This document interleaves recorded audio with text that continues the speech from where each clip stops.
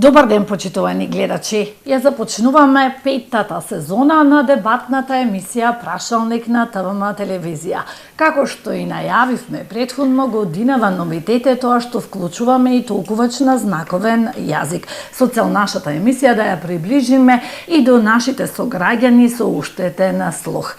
Денешната емисија ја посветуваме на она што е најактуелно овој период, а тоа е УНЕСКО и Охридскиот регион. Наши и ваши гости се Никола Киселинов од невладината Билјана, Борис Стојановски од Еколошкото друштво Грашница и Сашо Кировски од Сдруженијето на граѓани Енхелеус. Добар ден на сите, ви благодарам на издвоеното време. Денес да подискутираме за оние најактуелни теми. Одлуката во Ријад се случи неодамна, властите се пофалија дека Охрид останува под капа на УНЕСКО, но од она што можевме да го видиме во јавноста, сепак УНЕСКО нотира сериозна загриженост и даде нови препораки. Киселинов? Да. Значи, она што се случи во Ријад, значи тоа беше 45-та сесија на Центарот за светско културно наследство. Тоа е едно тело кое што одлучува во склоп на УНЕСКО. Она што се случи со нашата делегација таму, се случува по не знам кој пат да се поднесуваат извештаи кои што не кореспондираат со реалната ситуација на лице место. Така да и тие представниците од УНЕСКО стекнуваат погрешна слика. Нашите власти се фалат, да, го заштитивме во Охрид, не е во листата на загородени подрачја, ама фидбекот кој што се добива од УНЕСКО е, како да кажам, недоволен за да се заштити Охридскиот регион, природното и културното наследство. Значи, нашите поднесуваат некои извештаи кои што не кореспондираат со реалната ситуација, мерките кои што УНЕСКО ги предлага исто се закаснети, не кореспондираат со реалната состојба, така да прашање е што сега може да се превземи. Знаете, ова е проблем, жежок проблем веќе 20-30 години. Да, не се водело грижа долг период. Да, долг период и сега, знаете, вие го имате пациентот и сега сакате третман на пациентот да му даде. Аме веќе закаснети се сите тие мерки за третман. Така. И нема да имат ефект во целата таа работа. Стојановски, кој е вашиот став за ова што се случи последната одлука во Ријад? Јас малку ќе коригирам колега Никола. Мислам дека не е ништо касно. Има за све време. Малку зачудуват, малку е да не испадне дека ние укажуваме на нешто, а реалноста е друга. Се добива впечаток дека, односно реалноста е она што, впрочем го кажа и Никола, дека нереално е пренесено од по мене, отпред се мисијата која беше овдека, која направи мониторинг, во ограничена форма, не случајно викам ограничена форма, бидејќи мислам дека не беме доволно и ние невладините во сето тоа вклучени, онака на маргините на некој начин, а од друга страна сепак имат мерки што на некој начин кажува дека нешто се случува овдека. Така да остани доста простор за анализи, за реално прикажување на состојбите, за тоа ќе влезем подетално, ќе објасниме покасно. Првата слика е сепак нешто се случува и оние мерки што дополнително се даени од конференцијава укажува дека нешто не е во ред. Апсолутно.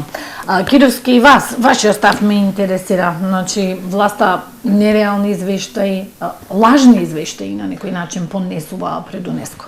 Да бидам искрен, некако мојот впечаток е дека ние се уште не сме свесни каков раритет имаме. Ќе кажам повторно, како природата се изморила од формирање на солени води, па одлучила да оформираат единствениот раритет на блага вода во Балканот и во Европа. Знаеме дека го имаме најстарото езеро и знаеме сите дека покрај вода има и живот.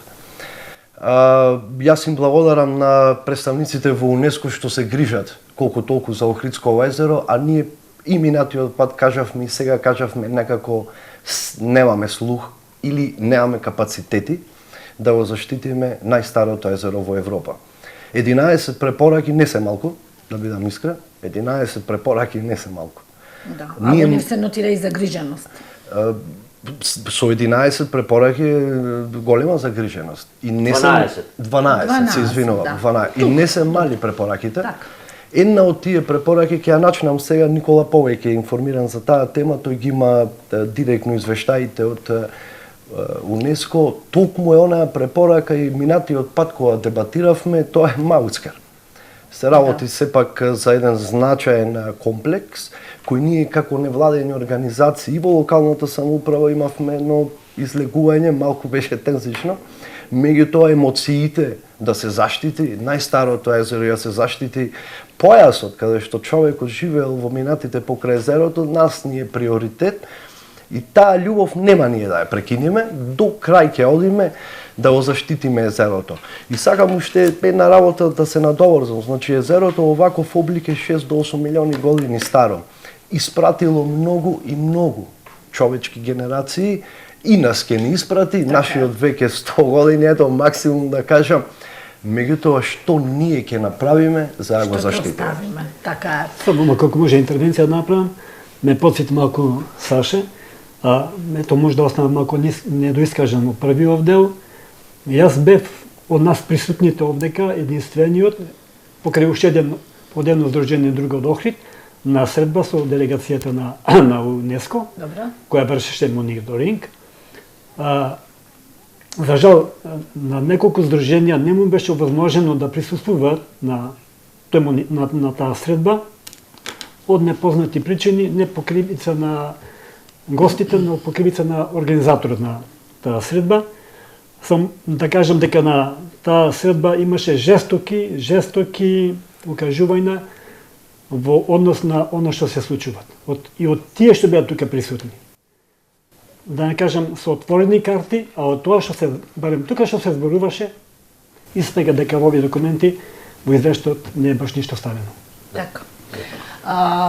Владата, после одлуката во Ријад, пред 3 денови на седница донесе задолженија за сите министерства. Не знам дали ги видовте тие задолженија, имаме за Министерство за транспорт, за Министерство за животна средина, како тоа со конкретни мерки ќе се штити, се бара да започне процесот и на уривање на дивоградбите. Киселинов? Знаете, се намалува ли бројот на дивоградби? Какви дивоградби? Ево, во извештаите нашите што ги поднесле таму, викат сега во една точките за Македонија. Во периодот меѓу 20 и 21 година се отстранети 15 дивоградби во Националниот парк Галичица. И сега ја прашуваме јавноста, каде се тие? Кои се тие дивоградби отстранети? Значи УНЕСКО стекнуваат впечаток, да, нешто се работи, отстранети се. И викат УНЕСКО да се... Нема податок кои се тие. Нема. Ниту јавноста ја знае, ниту некој излегол со податоци. кои се тие дивоградби? Затоа јас спомнав дека погрешна слика, ако се пренесуваат, погрешни мерки се преземат. Во аспектов на урбанизмов, значи во заштитата на природното или културното добро, во урбанизмот, постојат 3 категории на заштита. Првата е додека траат детално урбанистичките планови, може да се реагира. Јас и со конкретни примери ќе кажам за ова. Значи, постои можност да се коригираат тие детално урбанистички планови. Во таа фаза го ставаме и Маутскер, локалитетот. За Маутскер постојат 2 решенија за археолошки локалитет. Так. Едно од 83-та, друго од 95-та. Значи, тоа е првиот пример каде што може во фазата на изработка на деталниот урбанистички план нешто да се заштити. Втората фаза е кога веќе објектите се во фаза на градба и можда некаде може. Значи, таков пример е парк хотелов што треба да се гради. Тој е во фаза на градење сега, во почетна фаза. Да. Постојат можности да се нешто превземи тука. И третата категорија е кога имате веќе изградено објекти, а кога е веќе нарушено културното или природното наследство. Таков е случајот позади општинава, пред неколку години имавме ние преку ноќ, објектот што се гради од општина на позади, преку ноќ се тампонира за да не се дозволи истражување на тоа место. На тоа место постои локалитет, јас го истражував, се вика Ајга 1, и лево од општината сега што се направи на оние објектите. Значи, тука е комплетно уништено културното наследство. Вие не можете да ги рушите тие објекти сега да истражувате. Значи нема тука, тоа е завршена приказна. Значи во овие можности кај што може да се реагира, постои можност. И не случајно УНЕСКО во една од одлуките, во одлуката 5, го има нотирано. Значи во одлуката 5 вика, подстав А, амандманите на деталните урбанистички планови и плановите за развој да бидат суспендирани. Ево го, подлечено, суспендирани викат. Така. Додека не се направи проценка врз влијанието на културното наследство. До сега се правеше проценка врз животната средина. Само животна средина. Сега нова обврска има да се прави и проценка врз културното наследство. Така. Значи таа обврска ќе има или управата за културно наследство, или завод и музеј, секторот за урбанизам. Така. Стојановски, кој е вашиот став по однос на дивоградбите? Често велиме дека не само што не се уриваат, туку и никнуваат нови. Не е целта да се урива нешто, може да се прават пропусти во разни фази на реализација на проектите, фаза од почетна фаза на планирање со генералниот или со генералниот план, па по другите фази. Се работи за состојба што е трајна, вечно. Не е наш проблем во Охрид, тоа е, да не кажам, државен проблем, што треба на високо ниво да се решават и конкретни работи во тој да се преземат. Така да има простори тука за работа, влијание можда повеќе од граѓаните во одредени ситуации да имат укажување на одредени пропусти што се прават, што кажува Никола, со време да може да се направи интервенцијата. Нека се гради, не е проблем, ама може да се направи, што кажа, до нека санација, заштита на одреден локалитет, зборуваме конкретно за одредени археолошки локалитети. Борче, не станува спор само за археолошки локалитети. Во Старово градско јадро, во строго заштитенава зона, еве лани и годинава се направи еден објект наспроти Кочуаин Резбаро, објект кој што не соодветствува нити визуелно, нити статички за тој дел, строго заштитен. Ама тука во прашање е корумпираност на одредени лица во институцијата Завод и музеј. Како они дозволиле тој проект да помини? Да, има и висококатници, се среќаваме. Во строго заштитената зона Староградско. Да, Староградско јадро, не сме држи имале место. неколку пати висококатници, огромни габарити, кои што не соодветствуваат ни со визурата, ни со заштитата. Значи станува збор за криминални активности и злоупотреба на законите. Значи почнува од некоја институција каде што некој му ги врзува рацете на другите належни во случајот на градежната инспекција да може да преземе мерки да реагира. Кој е вашиот став? Ова е баш и ваша тема како археолог во Старото градско јадро, често пати се соочуваме и со вакви проблеми, висококатници, габарити. Јас навистина сум емотивен за оваа ситуација и не го прифаќам баш, не ја прифаќам среќно, го уништуваме градов. Значи ние го уништуваме градов, многу пати сум кажал, ќе кажам и повторно. На еден странец не му е дојдено да гледа згради, затоа што ако сака да гледа згради, има веќе такви градови, ќе оди во Дубај, ќе гледа Њу Йорк, во Европа, вистина, облагодери. Кога се работи за визуелниот изглед на Охрид, она што е примамливо за еден турист, кога ќе му кажеме ние дека таа визуализација на самиот град и тој самиот кога ќе ја види како изгледа, навистина е примамливо да дојде и да се соживее со тој момент. Не викаме ние да не се гради. Значи, да не сватат погрешно. Да се гради според сите правила и закони.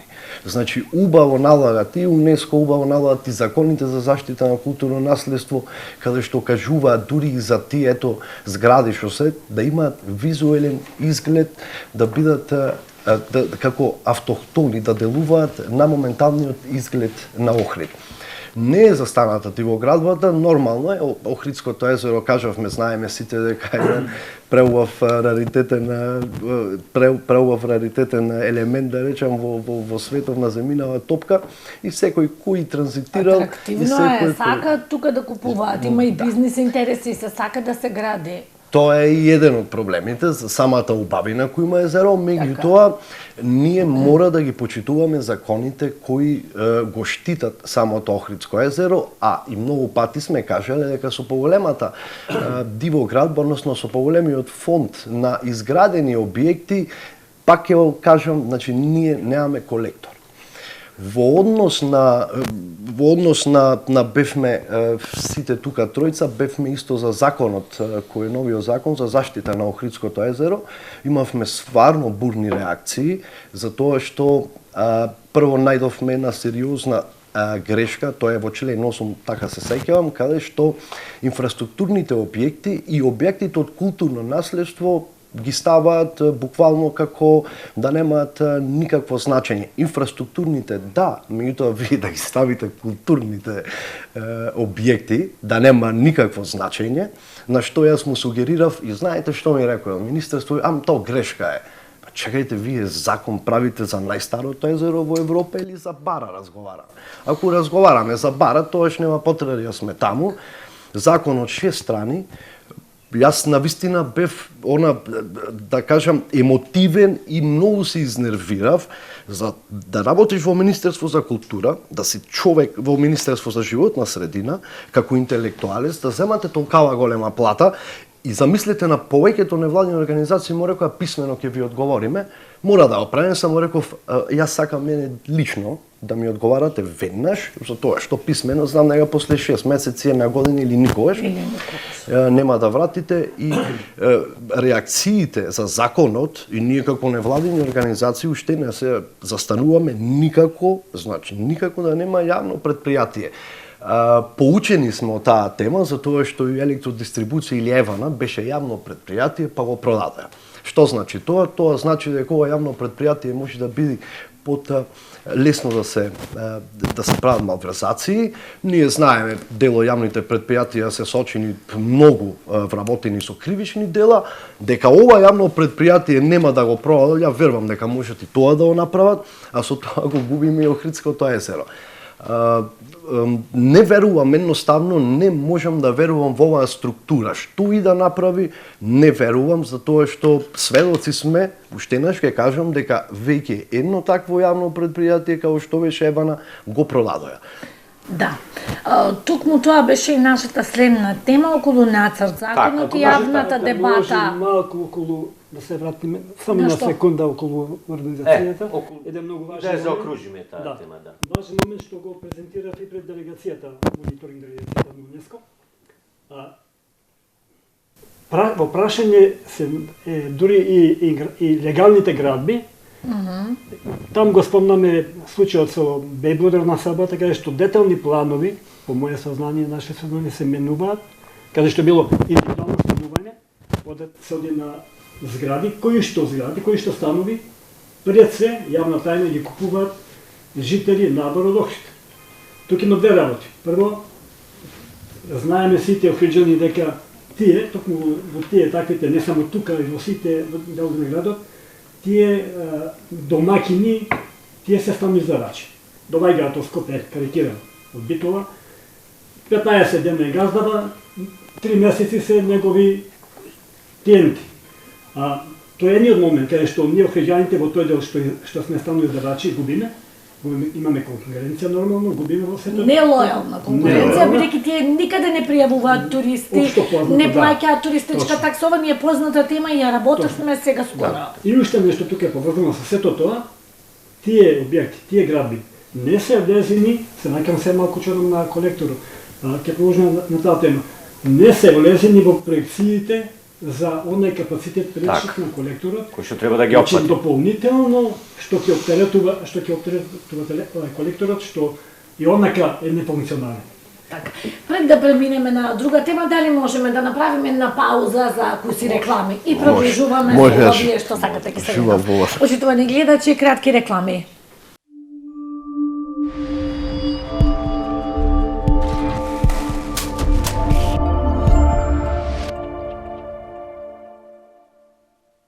Почитувани гледачи, се враќаме повторно во студиото. Нашата тема е УНЕСКО и заштитата на Охридскиот регион. Киселинов, застанавме околу урбанизмот и во градбите, рековте дека сакате нешто да дополните, повелете значи, дополнете. Јас кога зборувам со факти, не зборувам напамет нешто. Значи, старото градско јадро и Охрид воопшто е оптоварено земјиштето со културно наследство. И не можеме никакви детални урбанистички или генерални урбанистички планови да правиме додека не се осврниме на културното наследство. Еве во старото градско јадро гледате објект и нов објект изграден. Ево ви новиот објект што се гради, што го спомнав пред малку сега. Да. Значи тоа се све факти.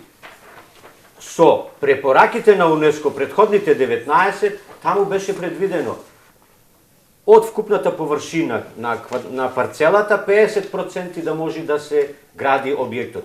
Еве, ние во паркови градиме објекти. Во парк, измеѓу две згради, нова зграда никнува. Значи, имаме злоупотреба на законите и погрешни заради лични интереси. Заради лични бизнес интереси. Апсолутно. Ајде сега малку околу новиот нацрт, законот за прогласување на Охридското езеро за споменик на природата. Киселинов имаше една јавна дебата на која што бевте сите дел.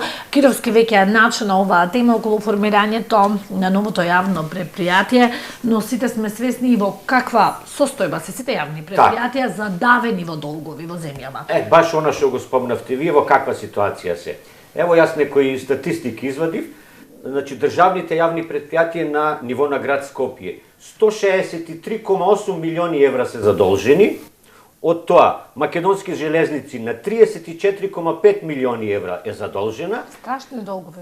Јавното предпријатие за водовод 8,8 милиони евра задолжено, јавно предпријатие за канализација Скопје 8,5 милиони евра е задолжено. Затоа ние реагираме правовремено. Значи, тоа некое си ново јавно предпријатие што сакаат да го формираат под изговор на заштитата на природното и културното наследство, во одреден момент ќе дојди во долгови, како што функционира сите други, јасно. И ќе дојди во ситуација да го продадеме ние Охридсково езеро ради тие долгови. Затоа ние викаме не, никакво јавно предпријатие, до сегашните институции. И во студијата што беше изработена од Дејвид Богнар, он спомнува таму, нема тело на управување за Охридското езеро. Јас му го поставив прашањето, дали е полицијата тело на управување, дали е општината Охрид тело на управување, дали хидробиолошки, завод и музеј, дали Македонската православна црква.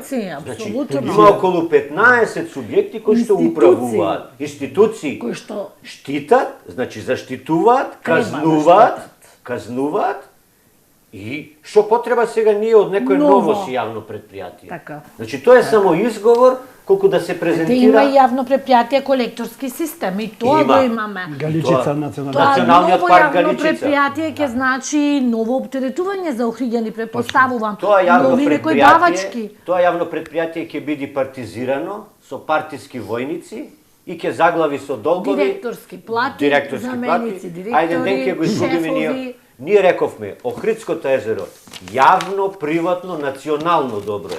И како такво треба да си остане. Никакво менување. Не само што ќе хипотетички ќе заглави во долгови. Другиот аспект е потребата. Значи нереално нешто се наметнува што фактички го имаме, сега да направиме нешто. Од друга страна, Бурче, не можеш да му ги одземиш ти ингеренциите на овие институции. Точно. Имаше на јавната расправа. Веќе ги има. Веќе ги има. На јавната расправа. Тука, ќе се дуплираат. Саше убаво реагираше. Во една изјава реков дека 101% на јавната расправа беа против и законот и формирањето на јавното предпријатие. Зошто реков 101? Од нас присутните, каде што беа институции тука присутни, 9, мислам, беа доктори на науки од Хидробиолошкиот завод. Сите дојдем против. И на сите нас, тука што беме, капак стави, условно кажано, гостинот од Поградец Аријан Мероли, што своевремено беше директор на Монетарниот комитет. Тој го каже другиот аспект, каде што ова не може да помине, бидејќи тој не го каже, ама го најави вето од Албанија во овој дел, бидејќи Македонија и Албанија имаат вклучено владите, скоро, некој договор во тој дел, активностите да биа заеднички. Овде се оди еднострано, ово беше кажано дека каже Никола езерото не можеме да го поделиме со тие проблеми што се соочуваме и со она што на некој начин значите езерото. Од рибниот фонд, од загадувањето, од половните објекти, ето да не земаме време, Така. сето тоа беше Така. таму кажано, али на некој начин Да. се чуте култура. Да, следна наша тема за која што сакам да подискутираме е рибократството. Значи, свесни сме дека нема концесија за стопански риболов, но и тоа е она што го бара и еколозите, експертите велат ние ни време за стопански риболов, ниту може некој приватен стопанственик и не смее да стопанисува, а свесни сме Кировски многу пати сме разговарали и во емисии за прилози и така натака, дека се соочуваме со голем број на рибокраци, рибократство имаме, а рибите со децении веќе се на работно исчезнување. Би сакала да го чувам вашиот став. Само кратко ќе се надовар за малку исто за законот, да не сватат погрешно, да не рече дека сме ние против. Да, ние сме за закони за заштита на Охридското езеро, се разбира дека сме, фала му на Бога, да имаме еден таков прекрасен закон. Овој каков што е ваков има големи недоследности, со тоа што тоа јавно предпријатие се става над народот, се става над хидробиолошки, над Министерството за внатрешни работи, над се.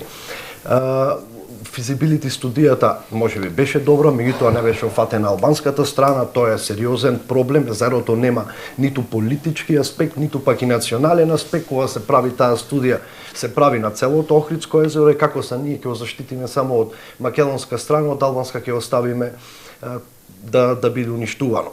Во однос на соработката и договорот, кога беа представниците од Министерството, ги прашав дали вие соработувате. Да, ние прекрасно соработуваме со Албанија и ги прашав дали вие знаете дека во 2024 година Албанија има подпишано договор за Формула 1 на вода. Значи ние не прави, тоа се страшни мотори, машини кои не само што уништуваат биодиверзитетот, тоа е класично свесно уништување на Охридското езеро. Тие глисери мотори се за, да речем, во Атлантски океан, во морина, а не во езеро кое е 36 За Албанија не би дискутирале за тоа што свесни сме што да, се случи да, и последното на во Поградец и УНЕСКО им кажа подитно да се стопира, но очигледно Да, има мерка таа тука, власт- Ја видов. аквапаркот, да, во ја мерка видов има дека да се треба стопира. подитно да се стопира. Подитно, да. Значи тоа е Да. страшно таму што Да, се да, прави, да. а Тоа да не се- зборуваме за Рама и неговите проекти, Да. бидејќи Сакав така Ќе им да пропадне нагласам. во- ако ама очигледно таму имаме голем проблем. Значи голем проблем. Во однос за риболовниот фонд имаме една книга, печатена е во 1985 година, еден пасус ќе прочитам така за да знаат охриѓани и македонскиот народ со каков благодет сме имале, а сега веќе немаме. Така. Вкупниот улов на риба за периодот од 1930-1957 година се движи од 137.032 кг до 333.844 кг до 1957 година, или средно просек од 226.000 кг годишно. Од тоа следи дека средниот годишен принос тогаш во југословенската територија изнесува 9 кг риба. Сакам тука исто на значи ваквиот принос на риба, средниот принос на Охридското езеро е поголемо од повеќето големи олиготрофни алпски езера како што е Женевското, Боденското, Маѓеро и кај нив е помал и изнесува од 5 до 9 килограми. Овие цифри се кога се почитувал законот и кога имал регулатива езерото. Јас на вистина сега не знам ни какав е процентот на уловена пастрамка, дали имаме воопшто како што кажавме, затоа што и во летен период Забрањето е. во летен период кога чамците влегуваат несовесно со 1000 конски сили се ствара сериозна галама и таа риба оди во претежно во Албанија, затоа што таму има помалку туристи, а од албанска страна ја ловат. Јас имам некои информации кои што ги добивам, нормално од личности кои што не се за во јавно скажување, велат дека нашите ресторани, угостители, луѓе кои што сакаат да јадат пастрмка или белвица, која што денес е 1500 денари на црниот пазар килограм пастрмка, околу 800 денари се продава белвицата, ја набавуваат од Албанија.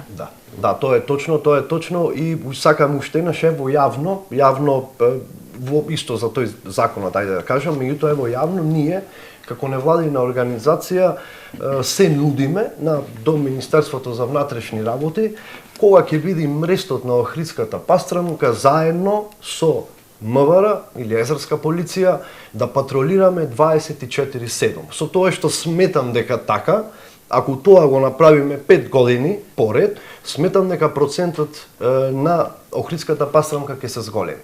Со луѓе што сум разговарал, вика дека нема повеќе капиталец или таа матица што ја викаат, која достигнувала и до 15 килограми, нема веќе такви матици, не е видено и од тука тоа ни е доказ дека на вистина ние треба да размислиме и да почнеме да се ја штитиме Охридската пастрамка за тоа што како што и пишува тука во книгата дека поголемиот процент од економијата на градот Охрид, освен туризмот, е токму и продажбата на рибата. Рибарство, замислете, значи го имало, постоело, денес не постои, го нема, бидејќи нема ни риба. Нема и риба и тука, ево уште една идеја давам, значи да се зголемат капацитетите на хидробиолошки завод, да се донесат нови вработувања, да се зголемат капацитетите и хидробиолошки завод да биде концесионер на езерото, никако приватни концесионери, затоа што токму хидробиолошки таа е таа институција која ги порибува, прави научни истражувања на самата риба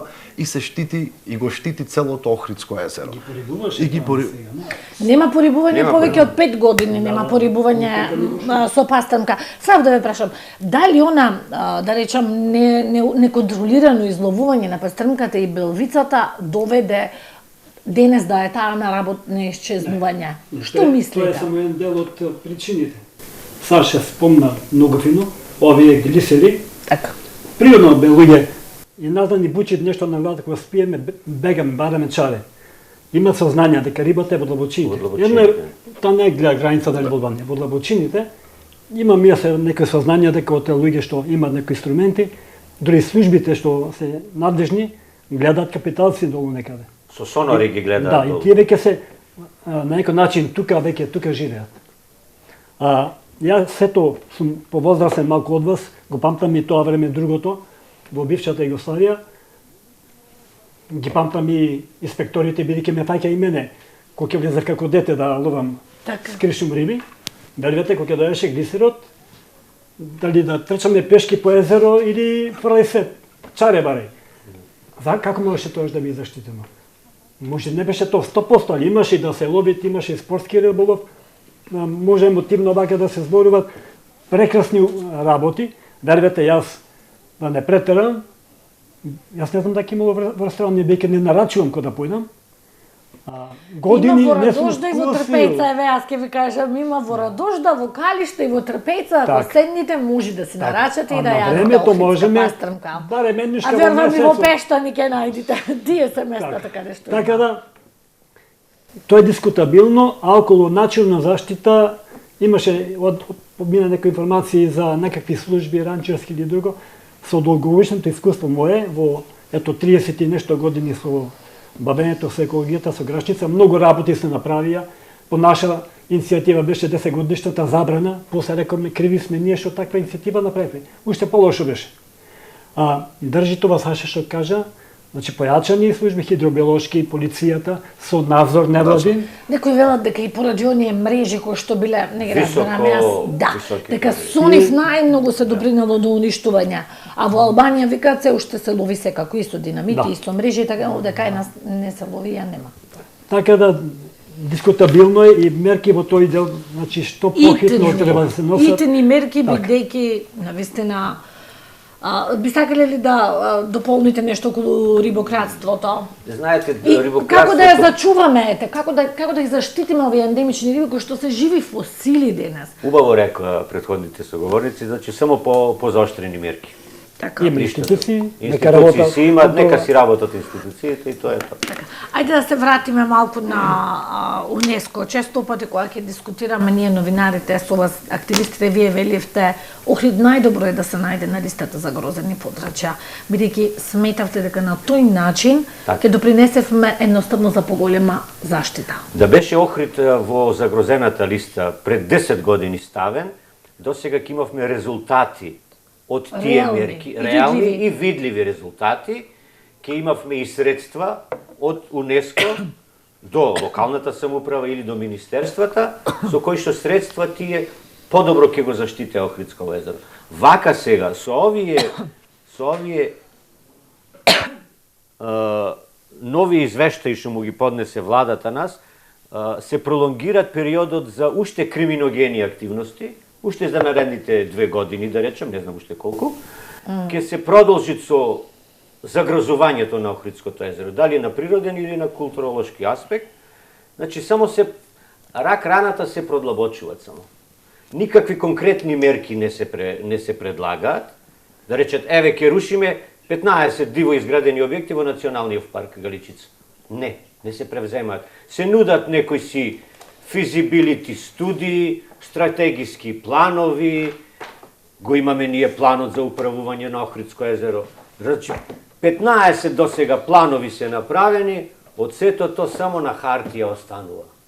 И изборуваме само за некои си мерки, вака ќе преземе.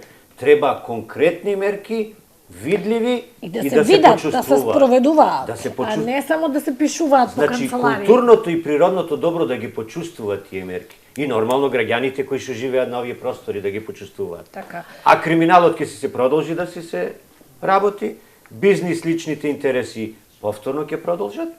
И сега, на грижа на совест нека им бидат на министерките што беа таму, секоја ново дива изградена зграда во Националниот парк. И тогаш ќе ги повикаме на одговорност.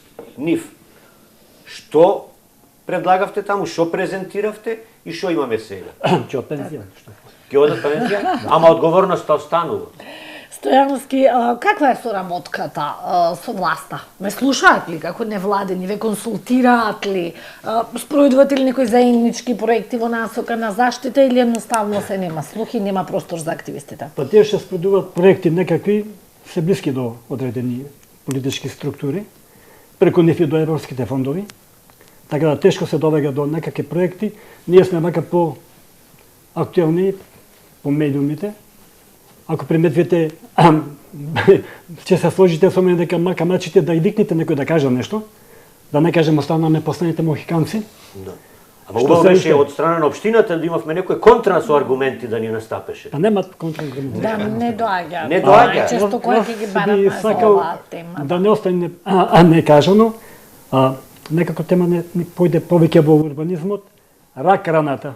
Колекторскиот систем. Да, го имаме и него предвидено како тема. Го имаме колектор, бидејќи тој е нефункционален, имаме јавно предпријатие, постојано велат дека е во ред, дека се обновува, ние имаме. Ево во извештајот што пишува, викат третманот на водата, отпадната вода кај Ложани пупната станица е надградено и подигнато за 90%.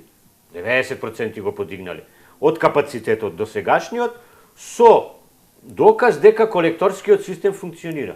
Ние викаме не е точно дека функционира. Ево последно на еден аргумент во тој дел ќе кажам, моментално се одбиваат градежни захвати на дел од трасата.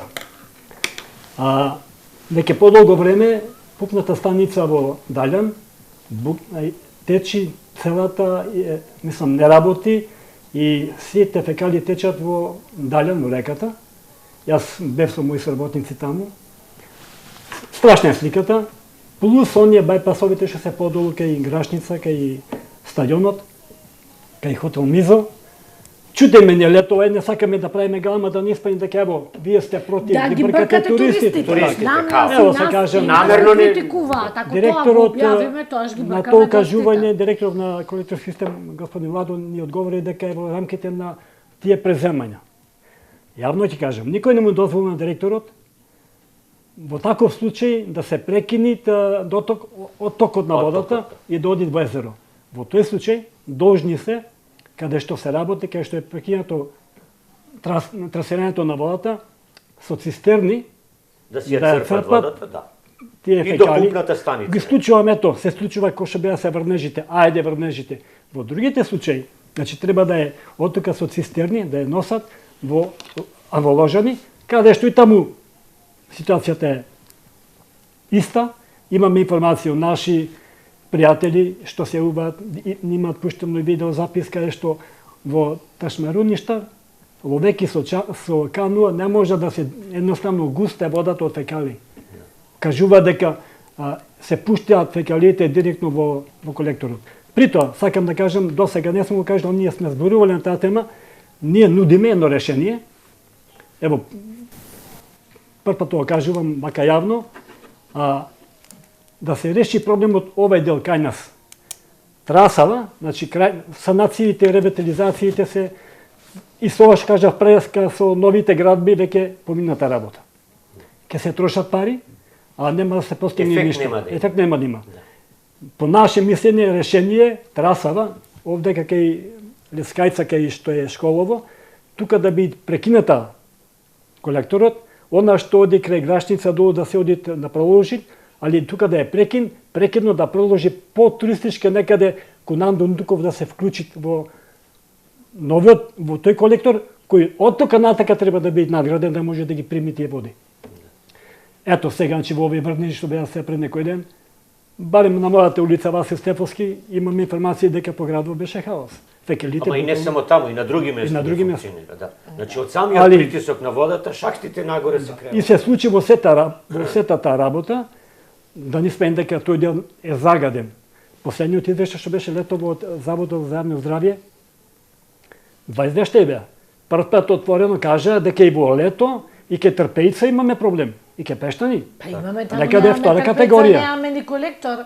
Точно. Таму се соочуваме со уште поголем проблем од Тоа е кога е посебна равната приказка. пупна Да, ама станица. знаете Колку во кошта таа извештаиве пупна до УНЕСКО станица? што викаат, 30 години се најавува. обезбеден е фонд за мини water treatment plants, значи пречистителни станици на македонската станица. Кај се тие пречистителни станици? И дополнително. Немаме никаде. Никаде Само се најавуваат. и На дополнително. хартија се тие само. И она што е со законов, таму никаде не беа нека блага форма реките, конкретно Косовска река, каде што во цело течење на Косовска река, почнувајќи од Далјан до, ајде да кажам до она му горе во Плаке, значи нема инфраструктура, нема канализација, почнувајќи од село Орман па до крај. Последните информации наши говорат од граѓани на Лакочери дека луѓето сами се организираат. Ево, Лакочери долно 70 на граѓани сами имат ископано цевовод и пуштени в река. Истото е во Горно Лакочери. Не се сомневам дека истото и во Косел и така натака. Значи, треба во тој дел, каде што има природен пат тоа да се реши, че цевките да поминат едноставно, да прошишаат, не треба ни пумпи, ништо да стасаат до колекторов, се ке се потребате, оно што кажа претходно, и проширување на главниот цевовод. Крајно време во тие села, луѓето, верувате, јас сум лоциран во село Орман, јамите веќе не издржуваат, по 3 јами има во дворовите. То има одреден период кога јамата може да влече фекали. Луѓето се во незабедна положба како да живеат на некоја друга планета. Да се надоврзам, сакам нова, токму и законот, новиот нацрт закон што беше за Охридското езеро, интересно, законов го заштитува само Охридското езеро. Значи, 1 метар, мислам, беше до над брегот. Така. Сега, во Охридското езеро се вливаат 40 реки. 23 на албанска, 17 на македонска територија. Делумно и на македонска и на албанска територија реките се загадени. Сега многу ми е, не знам, смешно дури ми е. Сериозно. Интелектуалци се тие, го штитиме ние Охридско, ние ќе го заштитиме Охридско езеро, меѓутоа загадениве реки цело време повторно ќе се загадуваат. Апсолутно. И не сме го намалиле загадувањето. Никако. Мерките не се никаде спомнати во Никаде воопшто. Као што спомна, Косовска река е еден од поголемите загадувачи. Јас живеам во Лакочери, ми е жал. Разговараме со моите сограѓани таму, сме на чекорево се некои акција, ами пумпни станици со не се таму, затоа што луѓето претежно се со овоштарство, во одредени периоди нема вода, па ги напојуваат од, мислам, тие пумпни станици од реката или се донесе вода сега и на чешма во црквата Свети Јован, тука ги. Меѓутоа, претходно дел пумпни да ги ставаа во река, тоа е директно загадување. Видете се, не сум среќен за тоа, меѓутоа и луѓето единствено тоа живеат таму. Сега имаме како проектна идеја да се стават пумпни станици каде што жителите на Лакочери ќе можат своите возила, товарни возила да ги полнат на таа пумпна станица за да за третман, за тоа што и преспа истиот проблем се соучува. Значи фосфорот прави доаѓа до еутрофикација на езерото. Ние не сме свесни за тоа, меѓутоа полека и полека, иако езерото има своји природни прочистителни станици као студенчечко блато од литички карактер, иако водата на Охридското езеро на секои 17 години се прочистува, меѓутоа кога вие имате поголема концентрација, се забрзува тој процес на самото езеро и нема веќе да биде така чисто. Многу пати го имаме кажано тоа, кога се јави таа алга, тогаш се губи самиот квалитет на водата. И да се надоврзам уште во однос на Коселска река, апелирам значи до сите инспектори да си одат во речица горе. Не сакам да спомнам на кого е таа, не знам, хидроцентрала, мини централа, да си одат за тоа што од кога е поставена таа мини централа, Коселска река во летниот период почнува да понира, односно како што ја нарекува во антички период Далјан реката или архаичен збор стапица, значи што ловеле риби. Зошто сакам да го кажам, могат да реагираат инспекторите таму, за тоа што во тој летен период и јас ето, имам таму некои, речам, овоштарници. Во летниот период реката почнува да понира целата риба која е во реката. Се формираат тие витлови што ги викаат, пресушува летен период и мирисат цело поле на умрена риба. Значи, по таа река доаѓаат и риби да се мрестат. Никаква заштита нема. Со хидроцентралата која се направи, значително се намали капацитетот на водата на реката и луѓето, жителите на речица, некам да кажам сега, нели, јавно, ми сугерираа дека дури и намерно браната, малата брана која е направена за хидроцентралата, во еден период намерно ја пуштале и целиот фонд на риба кој се наоѓал одел кај некој мангу под хидроцентралата.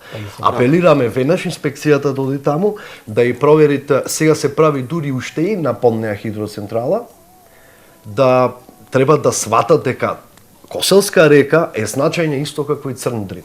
Значи, тие Коселската река и Охридското езеро взаемно комуницираат и не само како водни ресурси, туку и живиот свет во истата река. Јас би се надоврзал, вие начнавте едно убаво прашање. Вие начнавте една тема соработката со овие институции. Значи, и одлуките на УНЕСКО убаво ги нотираат во 4-та одлука, во 12-та, во 14-та. Значи, соработка, они ги викаат стейкхолдерс, чинители. Значи, ние сме актери, чинители. Ние како правни субјекти настапуваме. Знаете, кај политичарите се јавува едно мислење, ево и се овие невладини организации пак нешто скокаат им текнало. Ама не е тоа така. Значи, ние настапуваме како правни субјекти. Не случајно, значи, државава наша за загрозување на природното и културното наследство до Страсбур е дадена. До судот во Страсбур од една таква невладина организација од Скопје. Фронт 24/7. Значи, до Страсбур сме стигнати ние. Настапуваме како правни субјекти и треба сериозно да не сватат. И нема играње повеќе со нас, затоа што ние немаме никаков личен интерес во сево ова. Ние го гледаме јавниот интерес во целава оваа приказна. И друга работа, веќе и ние како граѓански организации почнуваме со извештај до УНЕСКО. Ево, на 350 страни СОС Охрид, извештај до УНЕСКО. Не се способни кај Лагадин хотелот да го отстранат и си ја префрлаат топката едни со други. Еве со фотографии. Значи, УНЕСКО добива и од во овај процес на заштита на Охридското езеро се вклучени околу 40 граѓански организации. Не една и две, околу 40. Од Скопје имаме само 15. И поднесовте и барање за ова за последниот закон на Да. Значи, треба и локалната самоуправа сериозно да не свати, да си престани со тие лични или бизнис партиски интереси и да седниме на маса да видиме заеднички што можеме да направиме. Инаку, ние ќе си поднесуваме извештаи на до УНЕСКО за ситуацијата каква што е, тие ќе си поднесуваат фалши извештаи и тоа е тоа. Ама знаете, и во УНЕСКО не се наивни. И тие во одлукиве на неколку места е нотирано, наложува, нотира со сериозно. Изразува силна загриженост, така. абсолютно. Значи, ова се последни мерки. Така е. Многу ви благодарам на тројцата што бевте гости во прашалник. Имаме уште многу да дискутираме, но времето не гази, толку е предвидено. Почитувани гледачи, вам ви благодариме на вниманието. Се гледаме повторно во следното издание на прашалник. Благодарим. Благодарим. Благодарам.